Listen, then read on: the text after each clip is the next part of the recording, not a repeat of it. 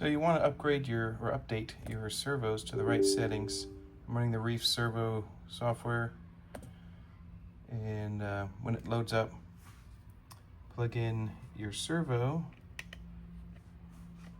and you can see the light's flashing green, and it says bootloader is installed, or recognize the bootloader, but it doesn't recognize the servo. So we fix this. Go to UPF, and then bring up the files you download from the Reef's website. Click the regular, and it says, hey, I don't know what that is. And you say, yes, you do. And then you can see it happily updates to the latest firmware. And it says success, and then servo plugin. So the settings, I'm just going to leave the default 220, that's fine. I do like soft start. And we don't want it to go to neutral position. We want it to release when we're done with it. That way we're not having unpredictable behavior. I leave the overload protection at its defaults, and then I hit right. And that's complete. If we hit read, successful read parameter, and you can see that it has read all of our settings. So then we can just hit exit, and you want to do that for both servos. I already did the other one. Then you can unplug it. So here's a little bit more prep work. So this was designed to use an M310, or you can just use a M310 grub screw or set screw, depending on how you like to say it. Then I installed the servo horn. But for the servo horn, before installing it, what I did was I took these little holes and made them big holes using a 1.75 millimeter hand drill, and just kind of clean those holes out a little bit. And the reason you're doing this is you don't want to split the plastic when you put a bigger screw in than it was designed for. I used number 2 1/4-inch button head screws to mount this, and then I'll do the same thing here, which just get a handy dandy screwdriver. And it looks like it'd be hard to do, but it actually is pretty easy.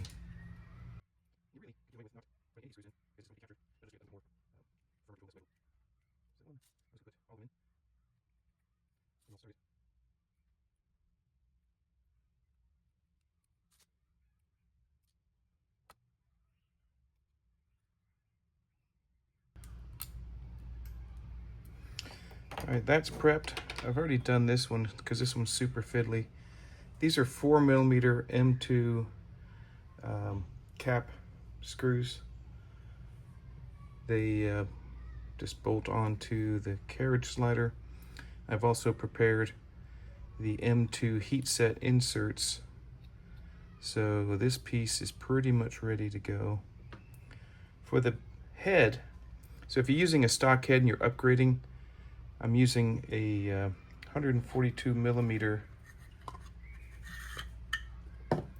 rod, aluminum tube that gets held in with a set screw. Or if you're using a stock one, you'll need this little adapter to mount the headpiece to the shaft.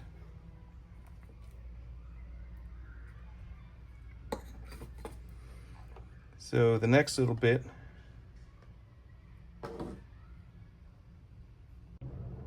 is to mount the servo into the tray, and it goes wire facing out. And this part you probably want to use little tweezers. When I bought this set of M2 hardware, it actually came with, believe it or not, some tweezers, because these screws can be very fiddly. I take off this little protector, put this all the way down so that it's more stable. Be very careful not to pull this off of the rails. And it would really help if I had a longer tool. So I'll grab a longer tool. So I want to keep this level so we can find the screw hole without twisting. I think I got that one. Oops, okay, hold it tight. Now I'm gonna get this one running straight. I think I got it. Yeah, this is a little bit fiddly. I really couldn't avoid the this method of assembly just because they're so, well, maybe I could have, I didn't think of a way to do it. All right, so now that I got those on, I'm gonna replace this little safeguard for the time being.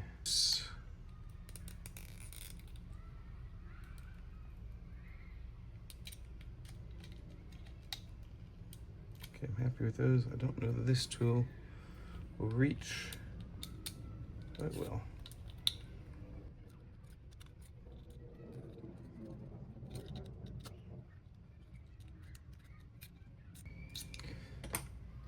All right, so now we've got our servo secured in its carriage.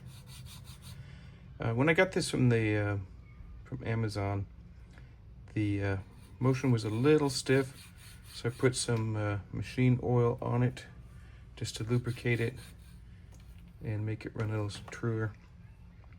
So I'm going to go ahead and put the heat set inserts. These are M2 and all those spots. These are M3 heat set inserts. And now we can mount the rail. And what I did is I put these little stopper keepers in position so that they don't allow my rail or my carriage to slide off the rail before I'm ready to use it. I'm not going to tighten these all the way at first. These are M26 screws with the caps.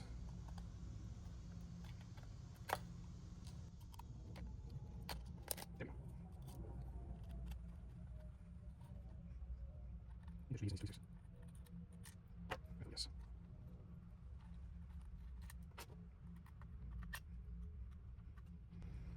So there's, even though these holes are precisely aligned, when you put the heat sets, you could put them slightly at a weird angle if you're not careful. I recommend using a tool like this. You can get them off of Amazon.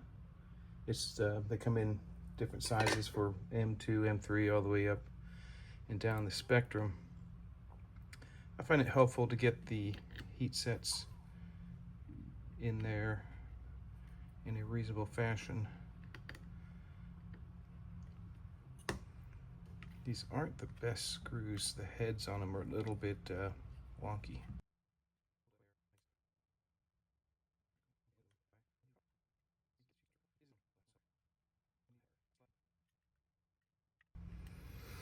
Next thing we want to do is put the servo horn on. Remember, we pre-paired it. So the front of the droid is that way. This to be the middle and have it travel left and right. So that should work better. And just to be clear, I want the 1500, the mid-range, to be facing the front of the droid.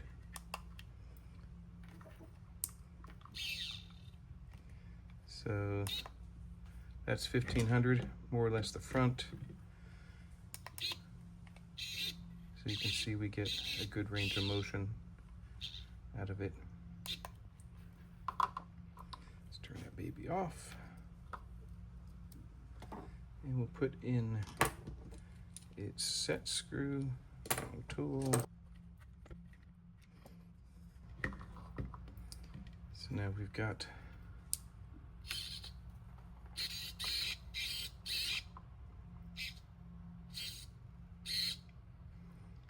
that sorted out.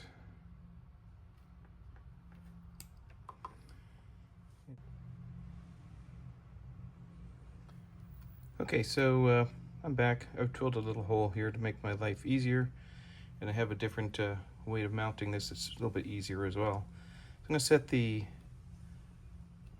center position at 1500, and that way that's the center of its travel right in the middle. So that's a much easier way of doing it. Make that just perpendicular. And then this will now slide here. Then we can do a range test.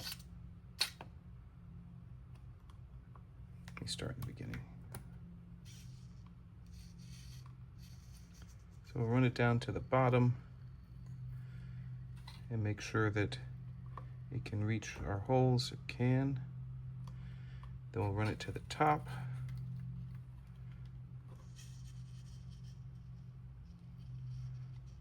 And it can reach the holes there as well.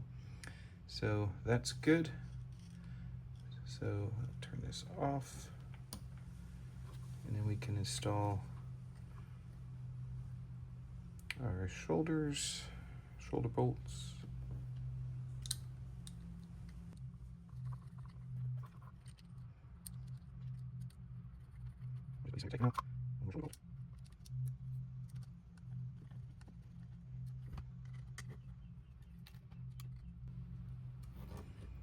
So don't forget to pull the little rubber stoppers off of. That was the other thing I was running into before. The stopper was actually keeping it from going to 800. But lesson learned there. And I need to put my servo screws back in. Start at the top.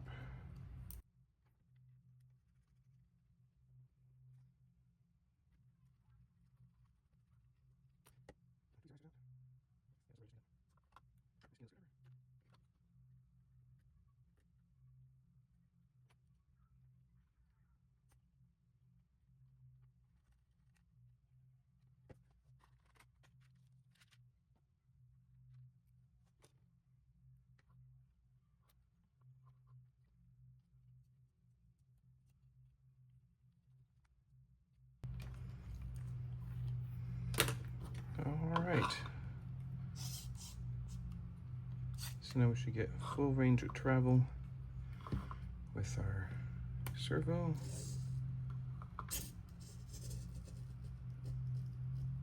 That's all the way up. And that's all the way down.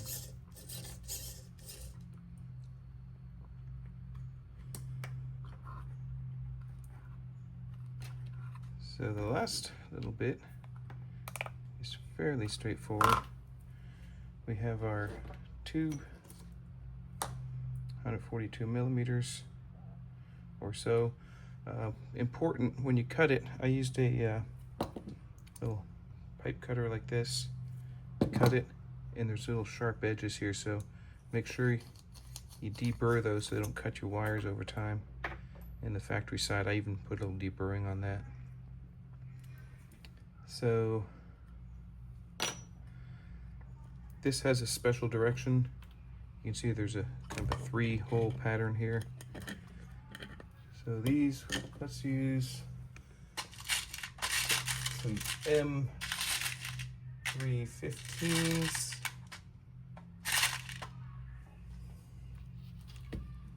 In the front and in the back. I'll get my handy dandy tweezers.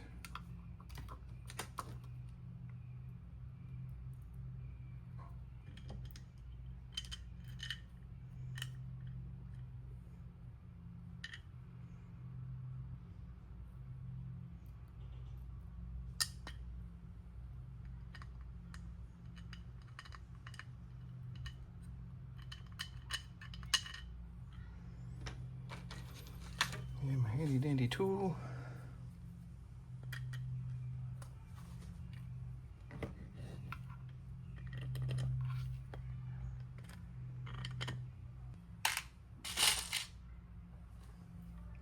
So that squeaking is the hole. There's room for a larger screw in there, and the plastic behind it is built for threading into And the thought was that it would act like a lock nut.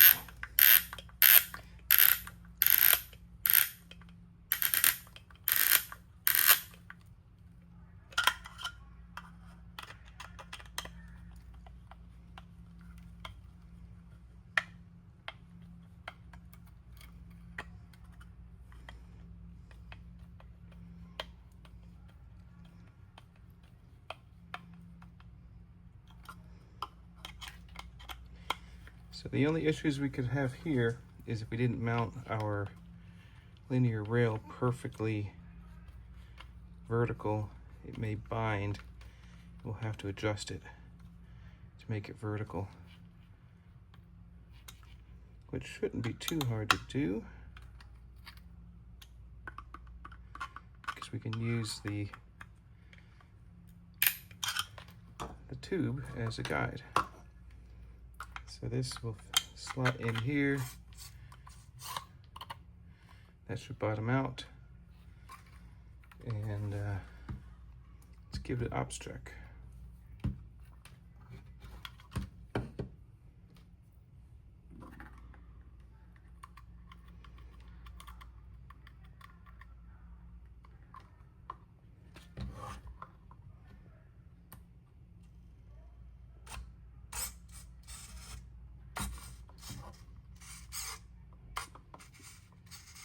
So this little servo tester doesn't have enough power available to, if you exceed its limits, see how it's blinking. But let's just feel how it just doesn't have enough power to go to that top limit. The clearances are fine. It's running smooth. It's a little bit of an optical illusion with the, it looks like it's going sideways, but it's lined up with the desk and you can see it's running perfectly smooth. All right, so the last little bit, and you can even do this at any point, is to run your wires of your LED. And I'm actually painting the one that I'm going to be installing in Chopper, so I'm not going to bore you with it, but this little baby here slots in. I've got a little glass cabochon on mine, and I actually cut this diffuser out because my diffuser has it already in there. So the final prep, you see I put the wires in there. I've already painted mine, so I've got a little black mark there at the bottom that shows where the front is. I just put a long filament in the back and a short filament in the front. And then we'll just affix this baby with a little bit of hot melt glue. Just a bit, just to keep it from popping off. That should be good. And then line up this front hole, push it down. And there we go. That's the set screw in the back. There's not a lot of load on this. I just don't want it to spin. And this part's ready to install. Okay, so I finally got it all put together. And for mine, the LED light is going to the front of the dome or to the back of the dome, one of the two. And we're going opposite directions. So I've actually cut this little bit out to make this loop less hazardous, but you can see that its range of travel is almost the full range. I'm probably going to keep it just a little short so I don't run into the walls there. And then for the lift, I've got it set so that this acts as a little elbow here, and that wire doesn't get into trouble as I lift up and down. And this will go over to the Maestro. And again, I didn't use that last set. I've also included an option in the new files for you to mount either way, depending on how your dome is set up. So I didn't constrain you to just do it the way I have mine set up.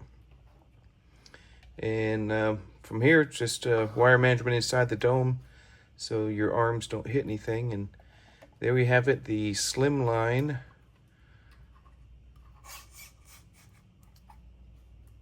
Advanced Periscope.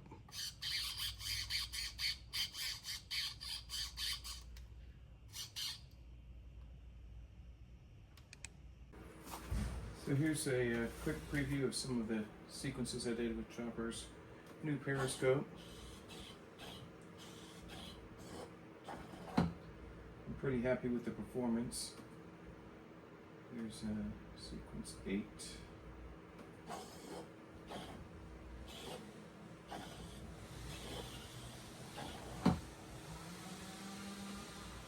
Sequence 9.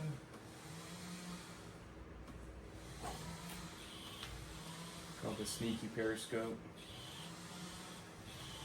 And then finally, the Bouncy Periscope.